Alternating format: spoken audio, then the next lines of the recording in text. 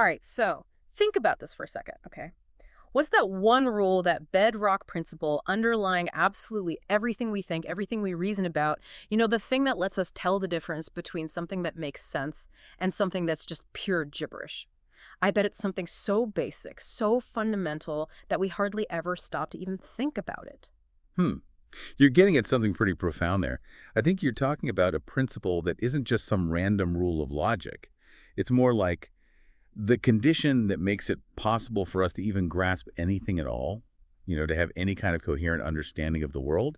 And for someone who's philosophically inclined, well, that kind of question is like catnip, isn't it? Absolutely. And that's exactly what we're going to do today. We're diving deep and we're doing it especially for you, our listener. You're out there, you're a fellow philosopher. You love to dissect these big ideas, and we're right there with you. So, where are we digging today? Well, our source material is this fascinating entry from the Stanford Encyclopedia of Philosophy, Aristotle on Non-contradiction. Yeah, that's a really in-depth look at one of the cornerstones of Western thought. It goes into all the little details and nuances of what Aristotle's saying, which is super important if you want to really engage with, metaphysics and logic. Okay, so our mission, our goal today as fellow philosophical explorers, is to unpack this idea, Aristotle's principle of non-contradiction, or PNC for short. We want to get to the bottom of why he thought it was the firmest principle of all, the absolute bedrock, and we want to follow those lines of debate, see where they lead, all the discussions and arguments that it sparked, and that, frankly, are still going strong in philosophy today. So what we're really asking here is, why was Aristotle so convinced that this idea that something can't be both F and not F at the same time, in the same respect, why was that so unshakable for him? And then what happens if we try to say, no, Aristotle, I think you're wrong?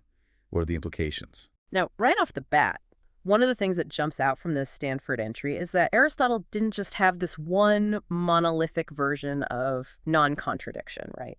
There are actually a few different ways he talks about this principle. Oh, absolutely. It's not just one simple statement. The entry lays out three main versions. And I think the one that most people consider the central one is what they call the ontological version. How does Aristotle phrase it? Do you remember? Oh, let me see. He says in Metaphysics, it is impossible for the same thing to belong and not to belong at the same time to the same thing and in the same respect. Quite a mouthful. And like with so much of Aristotle, those little qualifiers, same thing, same time, same respect, those are crucial. It's not just some word game he's playing. He's making a point about the nature of reality itself. Think of a simple example. Yeah. Something that illustrates that same thing idea. What comes to mind? Oh gosh, tons of examples, really. Think about the word bank, right? It can mean a place where you keep your money, a financial institution, or it can mean the edge of a river. So you could say, I put money in the bank, and then in the next sentence say, I sat by the bank.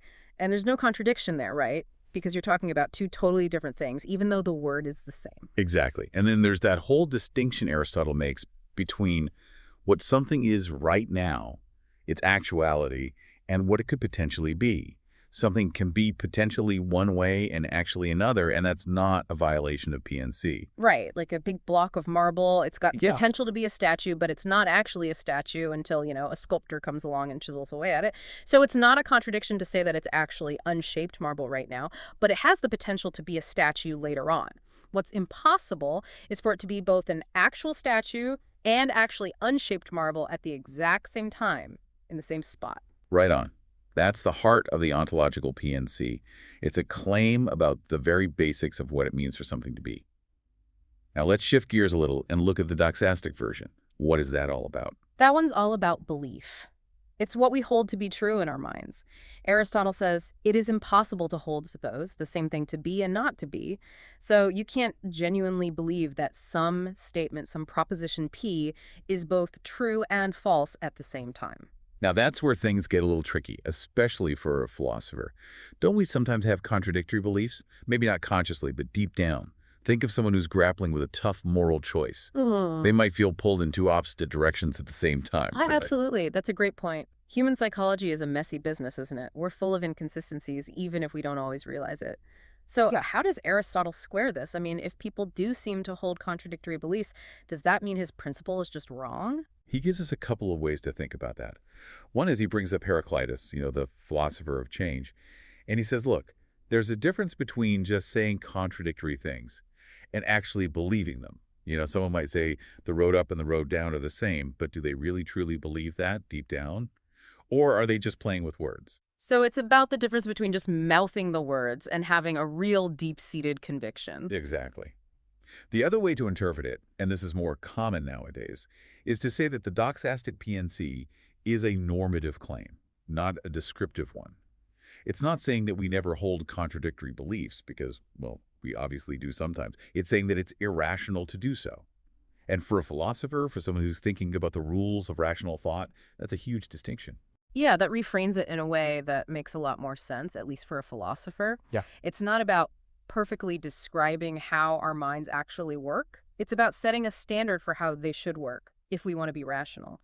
And as the entry points out, if you really try to imagine disbelieving PNC in its full generality, like really embrace the idea that anything could be both true and false, well, good luck trying to make any sense at all. It just kind of dissolves into this mush of contradictions. You're right. It becomes almost unintelligible. I mean, the very act of trying to say you disbelieve PNC, well, you have to use language that depends on meanings and distinctions, right? Yeah. You're already relying on some kind of non-contradiction just to formulate your disbelief. So we've got ontological PNC, about being doxastic PNC, about rational belief. What's the third one, the last member of the PNC family?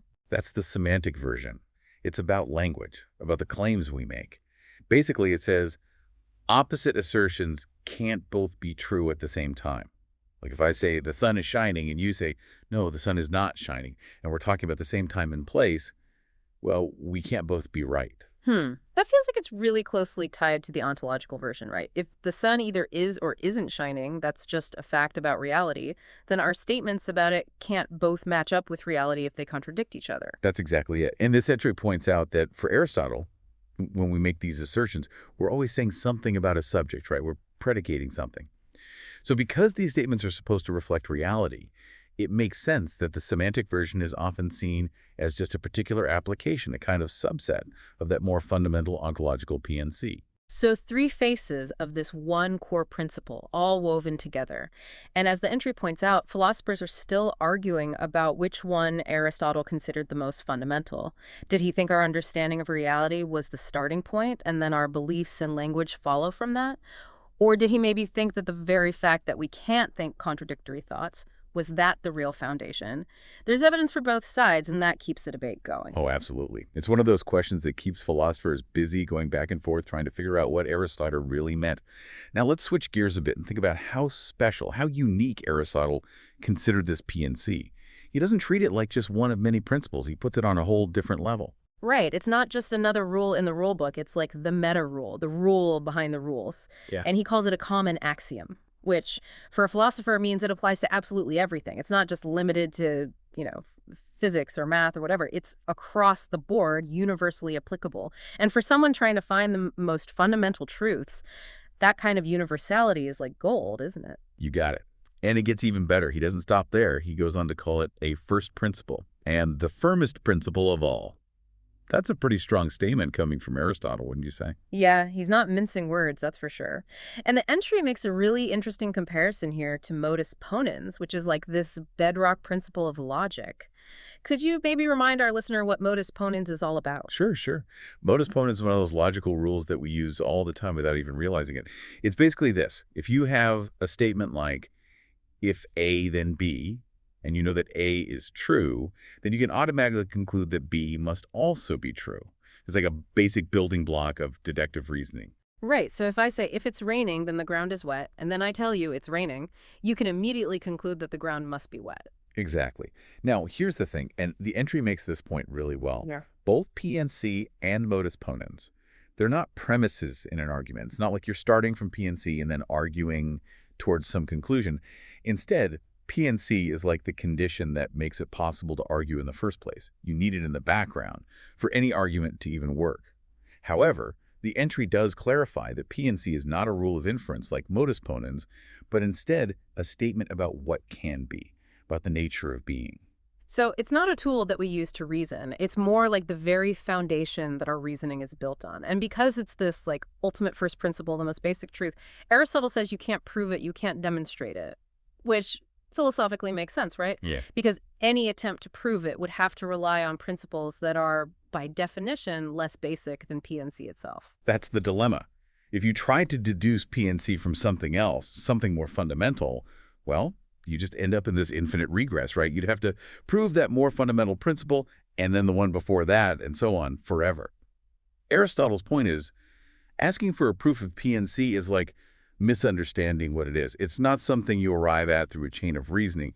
It's the starting point for all reasoning. It's like saying, okay, show me something that's more true than the idea that something can't both be and not be at the same time.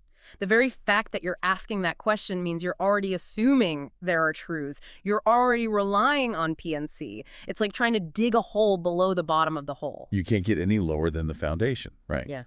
And that's where things get interesting for philosophers today. They ask, is PNC really prior to other big ideas like truth, identity, and reference?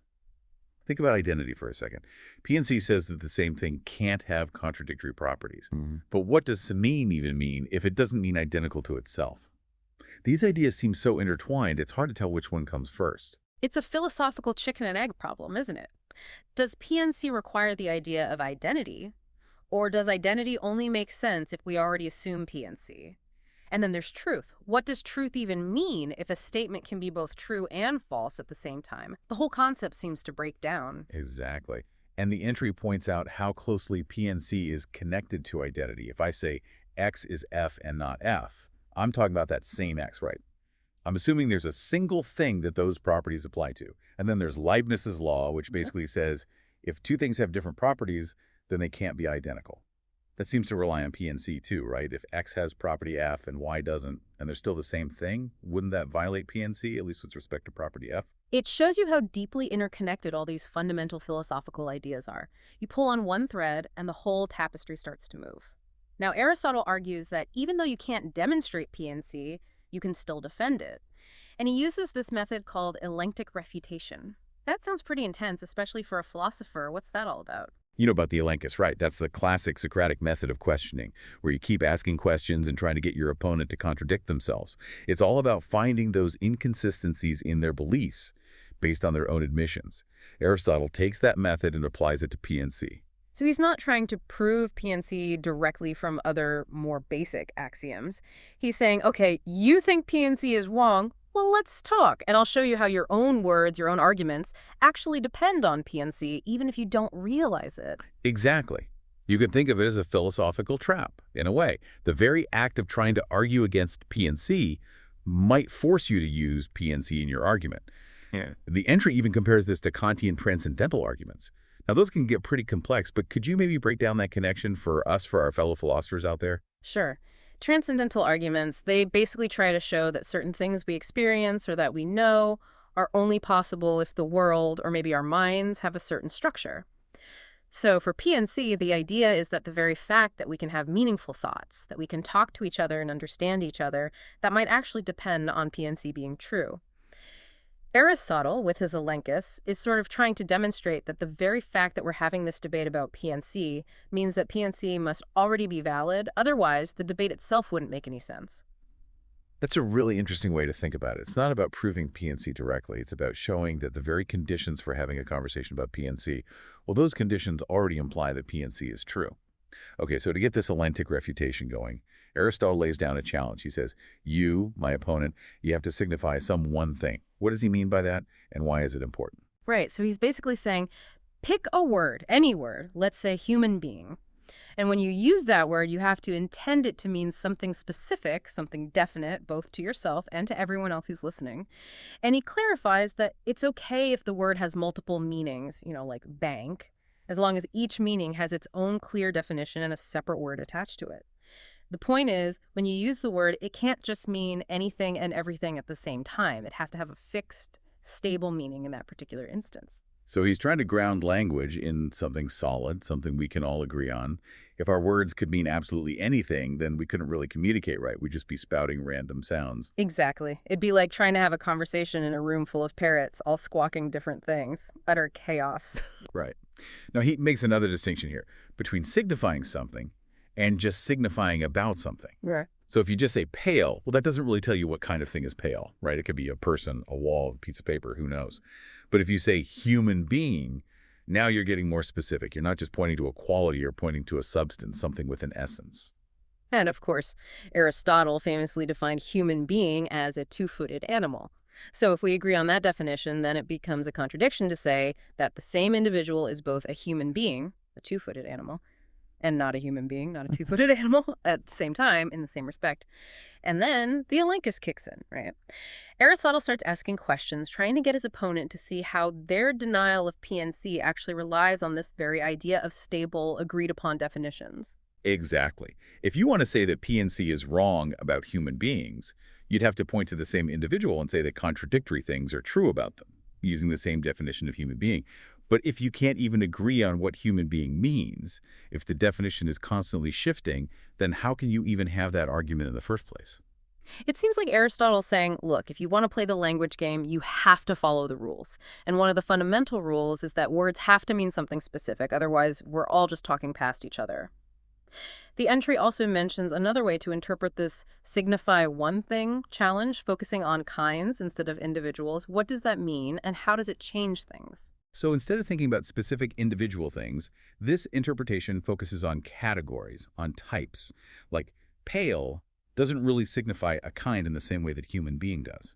Human being picks out a distinct category of being with a specific essence.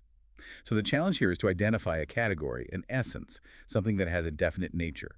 And this interpretation really ties the whole PNC defense into Aristotle's theory of substance and essentialism, which is a whole other can of worms. Oh, yeah, essentialism. That's where things get really metaphysically heavy. Could you maybe give our philosophical listener a quick rundown of what Aristotle means by essentialism? All right, so essentialism is basically the idea that things in the world, especially natural kinds, have these underlying essences, these defining features that make them what they are. And these essences aren't just random properties, they're what makes a thing that specific kind of thing. So individuals can change in all sorts of ways, but they can't lose their essence and still be the same kind of thing. Like, you can change your hair color, that's no big deal. But if you die, well, that's a change to your essence. You're no longer a living organism. Right. So dyeing your hair is an accidental change, but dying is an essential change. And the entry mentions Aristotle's work in the Topics, where he gets even more specific about the difference between essence, accident, and what he calls distinctive properties. Yes, those distinctive properties are super interesting. They're properties that always go along with the essence, but they're not actually part of the definition itself. Aristotle thought that rationality, the ability to think, was a distinctive property of human beings. It flows from our essence as rational animals, but it's not strictly part of the definition. And it's fascinating that he doesn't actually use these distinctive properties in his main argument for PNC in Metaphysics the Fourth. That suggests that he's really laser focused on the core essence, the most fundamental defining feature. So how does he connect this whole signify one thing to the idea of substance and essence? That seems like a pretty big leap. He argues that if you refuse to acknowledge that our words can point to these definite essences, that you're basically saying that all properties are just accidents. There's no stable thing there, no underlying substance. It's just a bunch of qualities floating around with nothing to hold them together. So if there's no real essence to human being, then all you have are individual humans with different qualities, and the category itself, the concept of human being, has no real foundation. So to really signify something, to really name it, you have to be pointing to a substance, something with an inherent nature, something that underlies all those accidental properties. And if you deny that, well, you're left with this world where there are no stable things, just a constant flux of qualities. And that leads to some pretty weird conclusions, right? Oh yeah, Aristotle gets pretty dramatic here. He says that someone who denies both PNC and essentialism is basically like a vegetable, incapable of understanding their own existence or anything else. And he paints this picture of a world where properties could just randomly attach to anything, which would mean that everything would basically collapse into one big, undifferentiated mess. He says, all things will be one. So he's saying that without PNC and essentialism, you can't even make sense of the basic distinctions that structure our experience of the world. But the entry points out a really important question here. Does accepting PNC automatically mean you have to buy into Aristotle's specific version of essentialism?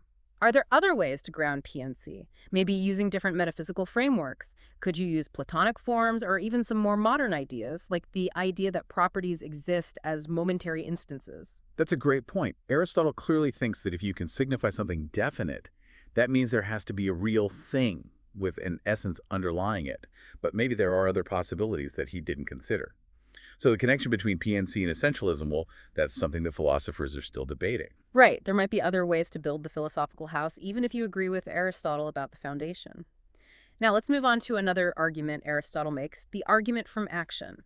He says that even people who say they don't believe in PNC, well, they still act as if it's true. How does that work? Basically, he's saying that even if you claim that everything can be both F and not F, you don't actually live your life that way. You don't just walk into traffic or jump off a cliff. You try to avoid danger. You eat when you're hungry. You generally act as if some things are good and some things are bad, which implies that you believe those things are actually different, not just different in name, but also in reality. Right, you don't stick your hand in a fire because you believe it might simultaneously burn you and not burn you. Actions speak louder than words, right. But as the entry points out, the Hellenistic skeptics, and some modern anti-realists too, they have a pretty strong counter-argument here. They say, hold on, can't you act as if you believe something without actually believing it? That's the core of this skeptical challenge. Can you live as a skeptic, doing all the things that seem to suggest you believe in a stable, ordered world, but internally, you're actually denying all those beliefs? If that's possible, then Aristotle's argument from action might just be showing that we have this practical need to behave as if PNC is true, not that it really is. So it becomes a question of whether that kind of as-if belief is even coherent. If you don't really believe in a stable world, what justification do you have for your actions? The entry even questions whether things can actually appear to be both F and not F to the same person at the same time. Like, can you really see something as both red and not red at the same instant? Right, that's a tricky one. And the entry suggests that even this as-if belief might actually commit you to PNC in some subtle way. Plus, there's a deeper point here. If you totally reject PNC, how can you even make sense of the idea of action at all? Action means choosing between different possibilities, but those possibilities aren't actually distinct. If they're somehow all the same, then the whole idea of choice, of intentional agency, kind of falls apart. You're not really acting, you're just reacting.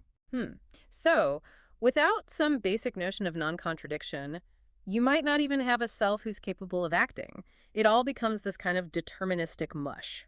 Now, towards the end of his discussion, Aristotle brings up these ideas of proximity to truth and conflicting appearances. Those are big issues in philosophy, especially when you're talking about skepticism and relativism, right? Absolutely. He argues that even if we can't be absolutely certain about everything, the fact that we can compare different beliefs and say, this one seems more accurate than that one, well, that implies there's some standard of truth out there, even if we can't fully grasp it. And he says that the very idea that some things are firmer and liker the truth prevents us from just falling into this abyss of total uncertainty, where everything is equally true or false. So he's not claiming that we can know everything for sure, but he's rejecting the idea that all opinions are equally valid. And the entry brings up some interesting questions about how this connects to his essentialism and realism. Could there be degrees of essence? Could realism itself be kind of fuzzy around the edges? Yeah, those are really subtle questions that philosophers are still exploring today. How much vagueness or ambiguity can you have in a theory of reality before it stops being realism?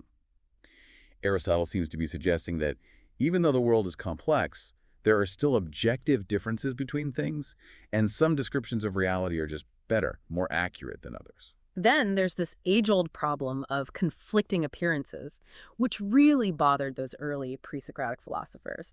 They saw how things change, how something seems to come from something else that's its opposite, and they thought, well, if hot can come from cold, doesn't that mean that they must both be present in the thing all along? Thinkers like Anaxagoras and Democritus really struggled with this, but Aristotle comes in with his trusty distinction between potential and actual, and he says, not so fast. He says, look, an acorn has the potential to become an oak tree, but that doesn't mean it's actually an oak tree right now. Change is about realizing a potential, not about having contradictory properties at the same time. That clears up the change problem pretty nicely. But what about those broader cases of conflicting appearances, where things look different to different people or to different species or even to the same person at different times? How does he deal with the skeptical arguments that arise from that? The skeptics, as the entry points out, they use this idea of conflicting appearances to argue that either nothing is true or we can't know anything for sure, or even more radically, like Protagoras said, everything is equally true. And Aristotle, he doesn't deny that appearances can conflict. He agrees with that. But But he says that doesn't mean we can't tell which appearances are more reliable, which ones are closer to the truth. Yeah, he's not just going to say, well, the majority rules, because as he points out, the majority could be totally wrong or even crazy. Instead, he points to the way we actually live our lives. We trust our waking experiences more than our dreams, right? And if we're sick, we go to a doctor, someone who's an expert, not just some random person on the street. Exactly. We don't walk around assuming that every perception is equally valid. And Aristotle emphasizes that not all opinions are created equal. Some people, some sources of information are just more trustworthy than others. Plus, he says our senses have their own specific areas of expertise. Our eyes are good at judging colors, our ears are good at judging sounds, and so on. So even though what we perceive can be subjective, there are still objective standards. There are authorities we can appeal to that help us sort through all those conflicting appearances without just giving up and saying, well, everything is relative. Who knows what's real? Precisely, he's threading the needle here. Mm-hmm. He's acknowledging the complexity of perception and knowledge, but he's not throwing the baby out with the bathwater. Now, how does all this connect to those big names like Protagoras and Heraclitus, especially as they were interpreted by Plato? Well, Aristotle sees a direct link between Protagoras' famous saying, man is the measure of all things, and the rejection of PNC. Yes, the entry goes into detail about how Plato, in his dialogue Theaetetus, connects Protagoras' relativism to that whole problem of conflicting appearances, and to Heraclitus' idea of constant flux, where everything is always changing. So if knowledge is just perception, and perceptions differ from person to person, then you could have two people saying contradictory things about the same thing, and they could both be right, at least from their own perspective. And then Plato comes in with his famous self-refutation argument against Protagoras. He says, okay, if Protagoras is right, and truth is relative to each individual, then anyone who disagrees with Protagoras is also right. So Protagoras' own claim must be both true and false at the same time. It's a clever move. And the entry points out how similar this is to what Aristotle himself does in Metaphysics the Fourth. They both see this connection between Protagoras' view and the idea that nothing has a stable essence, that everything is both so and not so. Right. And while Aristotle doesn't say that Heraclitus himself outright denied PNC, he does mention that some of Heraclitus' followers took this idea of flux way too far. They said that nothing has a fixed identity, that everything is changing so rapidly that you can't even step into the same river twice. The most extreme example was this guy, Cratylus, who ended up just not speaking at all because he thought language couldn't keep up with reality. Aristotle's response is to point out that there's a difference between change and complete non-identity. A river can change, but it's still a river. So he's acknowledging the reality of change, but insisting that there's still some underlying stability, some continuity of identity. And the entry suggests that Aristotle's strategy here is kind of the opposite of Plato's. Plato tries to show that Protagoras' view is self-contradictory. Aristotle, on the other hand, says that the very act of making a meaningful statement, even a statement like Protagoras', actually presupposes that there is some stable, non-contradictory reality out there. So even to say that everything is relative, you have to rely on some notion of what everything means, what is means, what relative means. You can't escape the need for stable meanings, for non-contradiction, even when you're trying to deny it. And that explains why Aristotle doesn't just focus on the direct contradiction of PNC, something is both F and not F. He also attacks the idea that nothing has a definite nature, which is like the opposite, the contrary of PNC. And the entry mentions these table-turning arguments used against relativism attributed to Chrysippus. Yeah, those arguments try to corner the relativist by saying, okay, is your claim that everything is relative an absolute claim, or is it a relative claim? If it's absolute, then it's self-contradictory. If it's relative, then it might not even be true for you. It's a clever way to show how relativism can tie itself in knots. And the entry notes that Aristotle considered how a clever Protagorean might try to tweak their view to avoid these problems. They could say that truth is relative to the perceiver, the time, the specific conditions, and so on. But even with all those qualifications, Aristotle still wasn't convinced. He argued that you still need something beyond mere perception to explain those perceptions, something objective, something real. So he's pushing back against the idea that reality is just a construction of our minds. He's saying there has to be something out there, something independent of us, that's causing those perceptions in the first place. To wrap things up, what are Aristotle's main takeaways about PNC? And what are some of the big challenges that philosophers are still grappling with today? Well, the entry summarizes Aristotle's position like this. PNC is the most certain belief we have. Denying it leads to all sorts of problems for thinking and acting, and people usually deny it because they're confused about perception or change. And it reminds us that even today, philosophers are still arguing about whether most certain belief is the same as absolutely true. But Aristotle is pretty clear. If you reject PNC, you basically have to give up on any hope of having meaningful conversations or doing anything intentionally. Right. And as the entry emphasizes, PNC isn't just some random logical rule for Aristotle. It's woven into his whole philosophical system. It's at the heart of his science, his metaphysics, his ethics, his politics. It is his weapon against sophistry, against people who try to twist words and manipulate others. And of course, there are those modern challenges, the ones we've touched on already, that come from dialetheism, the idea that some contradictions might actually be true. Yeah, dialethia.